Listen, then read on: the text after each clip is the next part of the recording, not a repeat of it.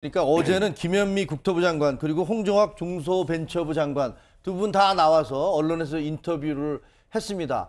어제 김현미 국토부 장관 임대주택 사업자 세제를 뭐 늘려주겠다. 그러니까 쉽게 말하면 혜택을 주겠다고 했다가 8개월 만에 다시 또 줄이고 뭐 이런 부분들에 대해서 비판이 계속 제기되니까 그걸 해명을 했잖아요. 네, 해명했습니다. 근데 이게 어떤 정책을 썼을 때 그 네. 결과가 정부가 의도하는 대로 나온다면 정말 그건 너무 행복한 일이겠죠. 근데 네.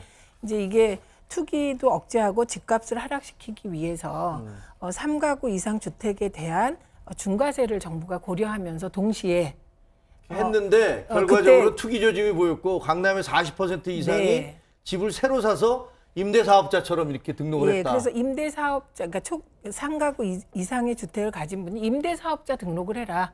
그러면 그때 임대사업으로 바꾸어서 등록하는 그 임대사업에 대해서는 세제 혜택을 주겠다. 이렇게 발표를 같이 했습니다. 네. 근데 그때는 되게 여러 가지를 고려한 거였죠. 좋은 취지로 했겠죠. 예, 그런데 그게 결과적으로 보면 새롭게 집을 사서 임대사업자로 등록하는 수요가 강남이 40%, 그리고 전체 등록된 임대사업자가 3분의 1이 새롭게 임대사업으로 등록했다는 거잖아요. 그래서 그 부분에 대해서 근데 그건 어떻게 해요? 알겠는데요. 네. 그거는 지금 우리가 역효과를 잘 몰랐다. 그래서 바꿨다 그러는데 정책을 그냥 했다가 그 부작용 같은 것들을 미리 다 고려를 좀 해야 되는 거 아닌가요? 물론 사람이니까 실수할 수도 있지만. 이 부분은 오해가 좀 발생한 거예요. 네. 그러니까 본래 애초 정책 목표대로 3가구 이상을 가진 사람이 임대주택 사업자로 전환한 부분은 그대로 세제 혜택을 준다는 겁니다.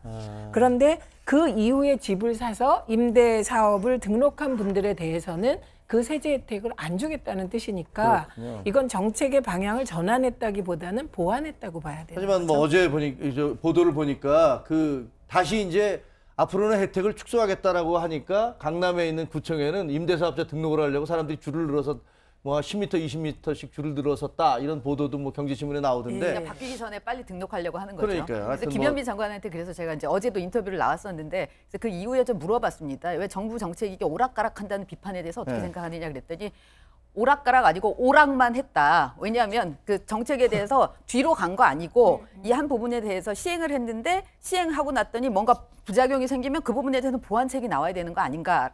보완책을 낸 거다라고 이제 본인은 얘기를 하더라고요. 그러나 시장이 지금 받아들이고 있는 거는 그 부분에 대해서 어쨌든 이게 바뀐다라는 시그널을 더 중요하게 생각을 하기 때문에 조금 더 큰 그림을 그리면서 가야 되는 거 아닌가라는 생각이 듭니다. 알겠습니다.